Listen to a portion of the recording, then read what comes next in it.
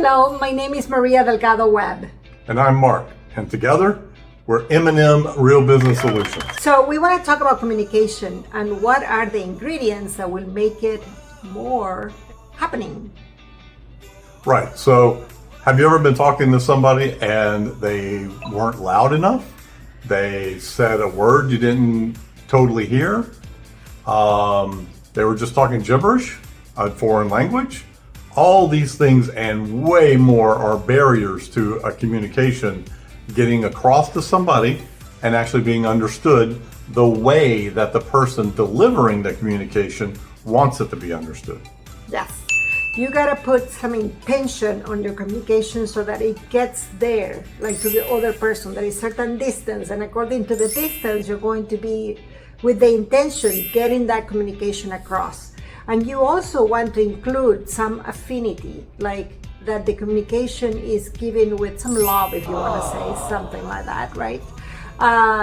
Because you are the person that is receiving it is going to feel it, right? Like the good emotions that come with the communication.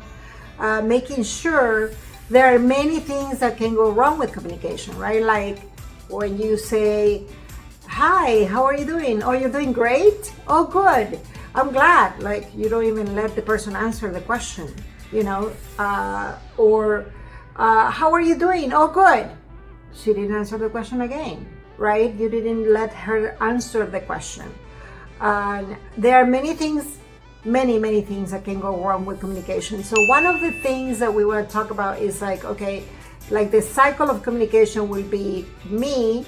I am the originator of the communication saying, "Hello, Mark."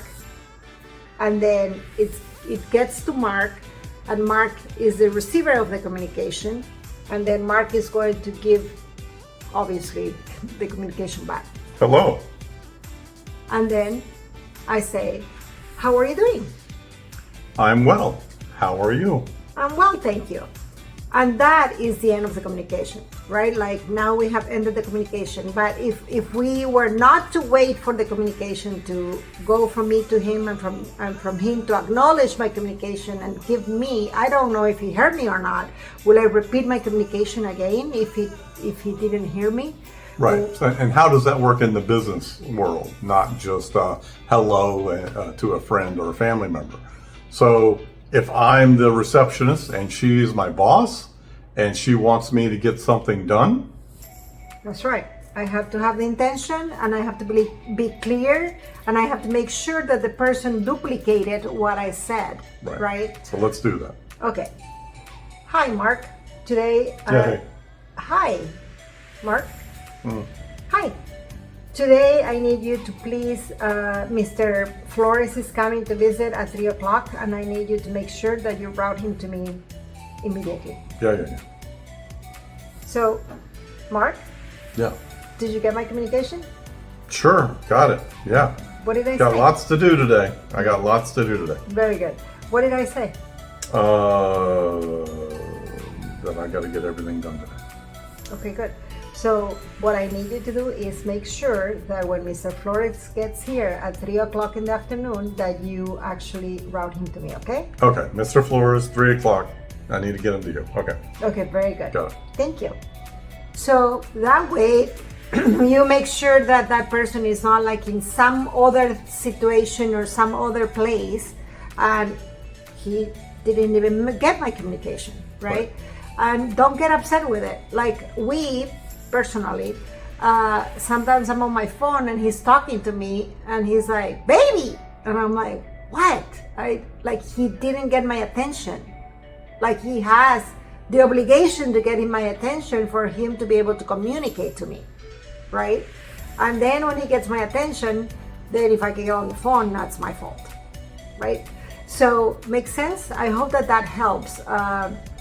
We want to give you tools to use at the office. Also, like noticing when people are not doing well at the office, like what can you do with communication? Like be interested on the person and find out how you can help them, or what is it that is going on, and if they have a solution or not, so that they can actually be at work when they are at work, right? Communication is so vital. Like if you can do a course in communication, do it.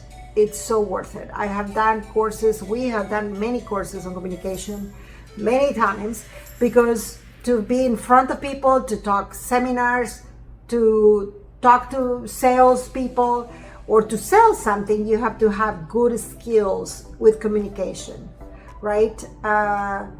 So I hope that these examples are something that you can use in your office. And I think I just want to say that the only way that we do well with communication is because we practice. So just take anything that we've said here, anything that you learn in another communication course, and you have to practice. Hearing it's easy to go, yeah, that's common sense. That's common sense. Sure, I do that. Do you? I probably thought that at one point too, but if you don't practice it, I can guarantee you don't do it as well as you could. And you might just run by your receptionist, run by your hygienist or office manager saying to do something, and you don't have time to hear or not hear that they didn't actually even hear you, and they're like, what? Huh? And then that a very important thing that you just told them to do is not going to get done. Right. And unfortunately, it is your responsibility to make sure that your communication comes across. It's like if you're at a restaurant and you call the waitress, with the music, the other people, she's thinking about the next table that she has to sit or whatever, like all those things. Don't get rude and start whistling, but you get her point. So just miss, waitress, a little louder and a little more, oomph to get her attention. Yes. And the same thing with your staff, right? Like you want to make sure that your communication gets across and that they understand it